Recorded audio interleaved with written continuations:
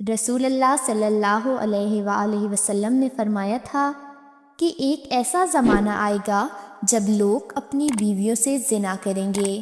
صحابہ نے حیران ہو کر پوچھا کہ ایسا کیسے ممکن ہوگا؟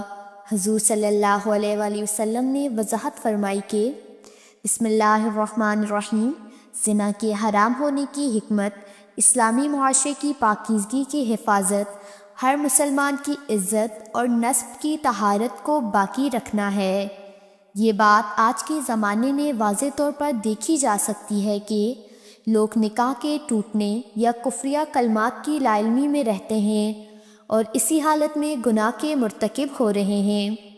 حضرت عبداللہ بن عباس رضی اللہ تعالیٰ عنہ سے روایت ہے کہ جب کسی بستی میں زنا اور سود عام ہو جائے تو وہاں اللہ کا عذاب نازل ہوتا ہے۔ زنا ایک ایسا گناہ ہے جس کی سزا دنیا میں بھی دی جاتی ہے اور آخرت میں بھی۔ رسول اللہ صلی اللہ علیہ وآلہ وسلم نے فرمایا کہ دو گناہ ایسے ہیں جن کی سزا دنیا میں بھی جلد دی جاتی ہے، زنا اور والدین کی نافرمانی۔ زنا کرنے والا جھوٹ پر جھوٹ بولتا ہے جس کی وجہ سے اس کا ایمان ختم ہو جاتا ہے اور فرشتے اس سے دور ہو جاتے ہیں۔ جب کسی علاقے میں زنا عام ہو جائے تو وہاں موتیں زیادہ ہوتی ہیں، قتل کے واقعات بڑھ جاتے ہیں اور لوگ اللہ کے عذاب کا شکار ہو جاتے ہیں۔ حضور صلی اللہ علیہ وآلہ وسلم نے یہ بھی فرمایا کہ جو شخص کسی غیر موجود شخص کی بیوی سے زنا کرتا ہے، قیامت کے دن اس پر ایک بڑا سانپ مسلط کر دیا جائے گا۔ قیامت کی علامتوں میں سے ایک یہ ہے کہ علم اٹھا لیا جائے گا اور جہالت عام ہو جائے گی۔ لوگ دین کا علم دنیا کمانے کے لیے حاصل کریں گے، نااہل لوگ عہدے اور حکمرانی کے منصب پر فائز ہوں گے اور امانت میں خیانت عام ہو جائے گی۔ شراب اور موسیقی کھلے عام ہونے لگے گی اور عورتیں زیادہ جبکہ مرد کم ہو جائیں گے۔ حضور صلی اللہ علیہ وآلہ وسلم نے فرمایا کہ قیامت کے قریب ایک ایسا وقت آئے گا جب لوگ اپنی بیویوں سے زنا کریں گے، اور اس پر صحابہ کرام نے حیرت سے سوال کیا کہ ایسا کیسے ممکن ہوگا؟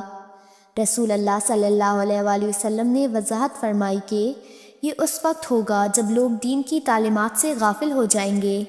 مثال کے طور پر اگر کسی نے اپنی بیوی کو غصے میں طلاق دے دی اور شریعت کے مطابق طلاق مکمل ہو گئی، لیکن دونوں کو یہ علم نہ ہو یا وہ جان بوجھ کر اسے نظر انداز کریں اور اسی تعلق کو جاری رکھیں تو ان کا یہ عمل شریعت کی روح سے زنا شمار ہوگا۔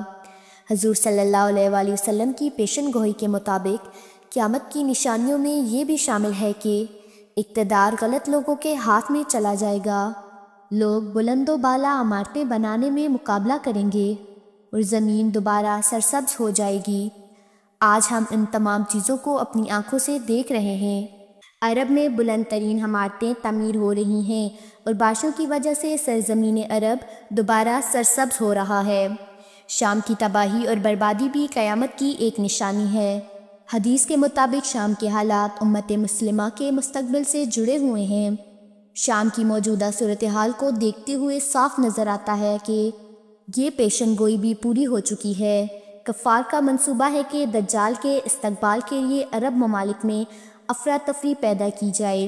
دجال کے فتنے کے بارے میں نبی صلی اللہ علیہ وآلہ وسلم نے امت کو آگاہ کیا اور صحابہ کرام اس کے فتنے سے پناہ مانگا کرتے تھے۔ دریائے فرات کے سونے کے پہاڑ کا ظہور اور اس پر لڑائی بھی قیامت کی نشانیوں میں شامل ہے۔ دجال کے خروج کے بعد زمین پر بڑی بڑی آفات آئیں گی، سرخ آندیاں چلیں گی، آسمان سے پتھر برسیں گے اور لوگوں کی شکلیں مسخ ہو جائیں گی۔ دجال کے خاتمے کے لیے حضرت عیسیٰ علیہ السلام نازل ہوں گے اور فلسطین کے علاقے میں اسے قتل کریں گے۔ مسلمانوں کے لیے ضروری ہے کہ وہ ایمان کی حفاظت کریں اور اپنی نسلوں کی دینی تربیت کریں۔ نبی صلی اللہ علیہ وآلہ وسلم نے فرمایا کہ فتنے اس تیزی سے آئیں گے جیسے ٹوٹے ہوئے دھاگے کے دانے زمین کی طرف گرتے ہیں، لہٰذا نمازوں کی پابندی، جھوٹ سے اجتناب اور دین کی طرف رجوع ہی اس دور فتنہ میں کامیابی کا راستہ ہے۔ قیامت کے قریب دجال کا خروج اور آخری معرکہ حق و باطل بھی ہونا ہے، جس کے لیے نبی صلی اللہ علیہ وآلہ وسلم نے 1400 سال پہلے امت کو خبردار کیا تھا۔ اگر آپ کوئی ویڈیو پسند آئی ہو تو اسے اپنے دوستوں کے ساتھ شیئر کریں اور ہمارے چینل کو سبسکرائب کریں تاکہ آپ کو اس طرح کے مزید مفید ویڈیوز مل سکیں۔